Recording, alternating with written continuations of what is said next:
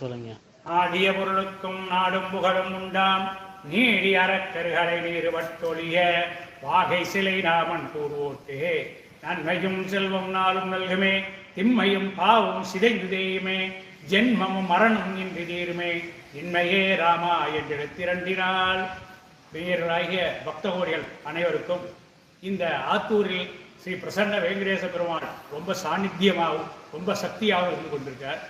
இதை ரொம்ப அதாவது வடக்க வசிஷ்டர் தவம் பண்ணி அவருக்கு காட்சி கொடுத்த பெருமாள், அதனால தான் பிரசன்ன வெங்கடேசன் அப்படின்னு பேர்.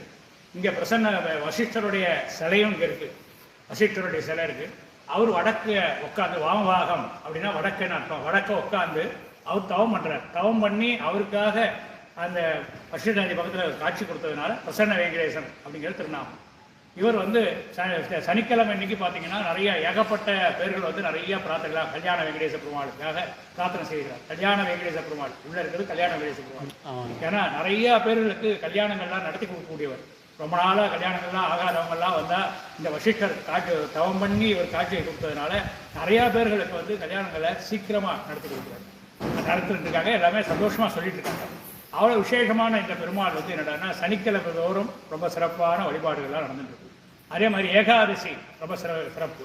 அதே மாதிரி திருவோண நட்சத்திரத்தை அன்னைக்கு அவருக்கு சிறப்பான அர்ச்சனைகள், அந்த சிறப்பான வழிபாடுகள்லாம் செஞ்சுட்டு இருக்கோம்.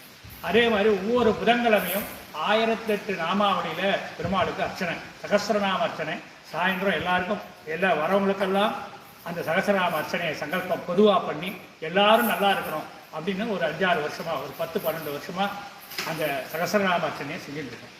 அப்புறம் இன்னும் இந்த பெருமாள் எப்படி சிறப்புன்னு கேட்டால் தாயார் ரொம்ப அம்சமானது. அதே மாதிரி லட்சுமி நரசம்மர் எங்கேயுமே இல்லாத அளவில் ரொம்ப சின்ன நரசம்மர் இங்கே தான் முதல்ல இருக்கிறது. ராஜா காலத்தில் ரொம்ப சின்ன நரசம்மராக இருக்கக்கூடியவர் இங்கே இருக்கார். அந்த நரசம்மர் என்னன்னா ரொம்ப சின்னவர், மூர்த்தி சின்னதாக இருந்தாலும் கேட்டு பெருமாள் எப்படி இருக்காரோ அதே மாதிரி இருக்கார். அதிசயமாக வேறு எங்கேயுமே இல்லை. அந்த அளவுக்கு பெருமாள் எப்படி இருக்காரோ அதே மாதிரி அழகாக இங்கே கீழே நரசம்மர் இருக்கார். அது ரொம்ப சிறப்பு. அதே மாதிரி என்னடான்னா இந்த அப்படி சுற்றி வரும்போது சக்கரத்தாழ்வார் புதுசாக இப்போ 2000 தாத்தா பார்த்தார் பெருமாள் நரசம்மரோட சக்கரத்தாழ்வாரையும் கொஞ்சம் பிரதிஷ்டை பண்ணுவோமே அப்படின்னு வச்சுருக்கார். அந்த சக்கரத்தாழ்வார் என்னடான்னா நிறையா பேர்களுடைய விதியெல்லாம் மாற்றிட்டு இருக்கார். அதுக்கு என்னடான்னா ஜாதக அம்ச பிரகாரம், ஜாதகர்லாம் சொன்ன பிரகாரம், தாத்தாவும் சொன்ன பிரகாரம் என்னடான்னா ஒவ்வொரு நாளும் ஒவ்வொரு வஸ்திரங்கள், அதாவது என்னடான்னா ஒவ்வொரு நாளும்னா அவங்களுக்கு என்ன கிரகங்கள் போராது இருக்கோ, ஒரு நட்சத்திரம் அர்ச்சனை பண்ண வரவங்களுக்கு எந்த நட்சத்திரம் போராது இருக்கோ, சனீஸ்வரன் போகாமல் இருந்தால் நீல வஸ்திரம் கட்டி அவருக்கு அர்ச்சனை பண்ண வேண்டும். அர்ச்சனை பண்ணால் நிறைய தோஷங்கள்லாம் வன்னி இலை அப்படிம்பாங்க. துளசி மாதிரி பெருமாளுக்கு எப்படி துளசியோ அது மாதிரி சக்கரத்தாழ்வாருக்கு ரொம்ப சிறப்பு என்னடான்னா வன்னி இலை. அந்த வன்னி இலையில அர்ச்சனை செய்தாங்கன்னா, நெய்தீபம் போட்டு அர்ச்சனை பண்ணாங்கன்னா அவங்களுக்கு சீக்கிரமாக அந்த சனீஸ்வரனுக்கு போயிட்டு வர மாதிரி பண்ணி சீக்கிரமாக கல்யாணத்தை என்ன பண்ணணுமோ அவர் சக்கரத்தாழ்வார் செஞ்சு கொடுத்துருவார். அப்படி அங்கே சக்கரத்தாழ்வார் இருக்கார். அதே மாதிரி குருவுக்கு பிரீத்தியானது, குருவார குரான் தான் மஞ்சள் வஸ்திரம். இப்படி நவகிரகத்துக்கு 9 பேர் இருக்காங்கன்னா அந்த 9 பேருக்கு உண்டான வஸ்திரங்கள், அவங்களுக்கு பிடிச்ச தானியத்தில் சுண்டல்கள் போட்டு நைவேத்தியம் பண்ணி அதுக்கு அர்ச்சனை பண்ணால் நிறைய சக்கரத்தாழ்வார் நல்லா வரம் தரக்கூடியவராக இருக்கார். அப்புறம் அப்படியே சுற்றி வரும்போது என்னடான்னா ஆண்டாள் ரொம்ப சக்தி வாய்ந்தவளாக இருக்கா. மார்கழி மாதங்களில் 30 தப்பாமல் அப்படின்னு சொல்லி அருமையாக பாடியிருக்கா. இது பாடும்போது மார்கழி திங்கள் மதிலேர்ந்த நன்னாளால் நீராடி பொதுமினோ நீரலைகள் சீர்மல்கம் ஆய்ப்பாடி செல்வத் திருமாலா அப்படின்னு சொல்லி ரொம்ப அருமையாக மார்கழி மாதத்தில் அந்த மார்கழி திங்கள் ரொம்ப அருமையாக பாடியிருக்கா. அதே மாதிரி விஞ்ஞான ரீதியாகவும் நிறையா பாட்டெல்லாம் பாடியிருக்கா அந்த அம்மா. அதான் சொல்லுவாங்க, ஆழிமலை கண்ணா ஒன்று நீர் கைதரவேல் ஆழியில் பூக்கு முகந்து கெடாட்டேரி ஊடி முகான்போல் மெய்கருத்து பாடிய பத்மநாபன் கையில் ஆழி போல் மின்னி வளம்பிரி போல் நின்று அதிர்ந்து தாளாதே உரைத்து சார்ந்த மலை பாலம் உலகினில் பெய்கிறாய் நாங்களும் மார்கழி நீராட மகிழ்ந்தேலோர் என்பாவாய் அப்படின்னு ஆண்டாள் பாசத்தில் சொல்கிறார். அவ்வளோ விசேஷமாக அந்த தாயார் என்னடான்னா சக்கரத்தை எடுத்து கடலில் போட்டு மக்களுக்கு வாழும்படியாக பேயணும் மலை அப்படின்னு பாசுரத்தில் அந்த 2000 நிறையா அருமையாக பாடக்கூடிய 30 பாசுரத்தில் ரொம்ப அழகான பாசுரங்களாக சொல்லியிருக்காங்க. இந்த ஆழ்வார்கள் ரொம்ப பிரமாதமாக தமிழில் அந்த காலத்திலேயே ரொம்ப அந்த 12 பேர் தான், ஆனால் 4000 பாட்டுகள் பாடியிருக்காங்க. எல்லாம் தமிழ் நடைக்கு உட்பட்டு ரொம்ப அழகாகவும் ரொம்ப அருமையாக பாடியிருக்காங்க ஆழ்வார்கள். அவருடைய இதில் ஆச்சாரியன் 3 பேரும் இருக்காங்க. 3 பேருமே இங்கே ராமானுஜர், தேசிகர், மணவாள மாமுனிகள் இவங்கெல்லாம் இருக்காங்க. அப்புறம் இங்கே அப்படியே சுற்றி வரும்போது இங்கே என்னடான்னா நம்ம உள்ளுக்குள்ள கருடன் ரொம்ப சிறப்பு வாய்ந்தது.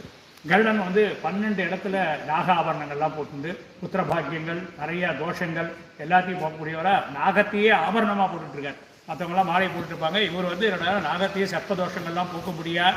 அவர் கையிலையும் அந்த கால்லையும் பூனலாகவும் போட்டுட்டு ரொம்ப சிறப்பு வாய்ந்த கருடனா ராஜா காலத்து அந்த காலத்திலேயே இருந்த கருடனா இங்கே இருக்கார். அதே மாதிரி 3 விதமான ஆஞ்சநேயர் ரொம்ப சிறப்பு. அந்த 3 விதமான ஆஞ்சநேயர்கள்னா வீராஞ்சநேயர், பாலாஞ்சநேயர், குமாராஞ்சநேயர் அப்படின்னு சொல்லி 3 விதமான ஆஞ்சநேயர் இருக்கார். சின்ன ஆஞ்சநேயர் ரொம்ப மூர்த்தி சின்னதாக இருந்தாலும் கீர்த்தி பெருசுன்னு சொல்லுவாங்க. அது மாதிரி ரொம்ப சிறப்பு வாய்ந்த சின்ன ஆஞ்சநேயராக இருக்கார். அதே மாதிரி நல்ல 16 வயசு உள்ள ஒரு ஆஞ்சநேயராகவும் இருக்கார். அப்புறம் வீராஞ்சநேயர் சொல்லி நல்ல வீரங்கள் காரியங்கள் கோர்ட்டு எல்லாம் மற்ற இதில் எல்லாத்தையும் ஜெயமாகறதுக்காக வக்கீல் வழக்குகள் எல்லாத்துலேயும் வெற்றி அடைகிறதுக்கு வீராஞ்சநேயராகவும் இந்தாண்ட பக்கத்தில் இருக்கார். இப்படி 3 விதமாக நம்ம கோவிலில் தான் அது சிறப்பு அங்கே இதில் இருக்குது. அதே மாதிரி ராமன் உள்ள ரொம்ப வசிஷ்டருக்கு பிரசன்னமான ராமனும் இருக்கார். ரொம்ப சிறப்பு வாய்ந்த ராமன் பார்த்தீங்கன்னா ரொம்ப அழகாகவும் இருக்கார். அதே மாதிரி ஒரே கல்லுனாலான உள்ளுக்குள்ளே பார்த்தீங்கன்னா பெரிய துவாரபாலகர்கள் 2 பக்கத்துலையும் பார்க்கும்போது மணிகசந்தியர் அப்படின்னு 2 பக்கத்தில் நிற்கிறாங்க. விசக்ஷணர் பெரிய சிலையாக தனி சிலையாக விசக்ஷணர் இருக்கார்.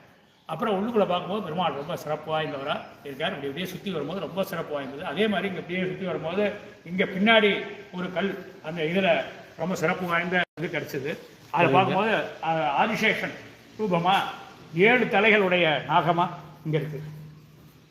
இதை பார்க்கும்போது இது வந்து ரொம்ப அதிசயமாகவும் இது வாழையே கண்டுபிடிக்க முடியாத ஒரு அளவில் ஒரு அதிசயமானதாக ஒன்று கிடச்சி அதை கொண்டு வந்து முன்னாடி நாங்கள் வச்சுருக்கோம்.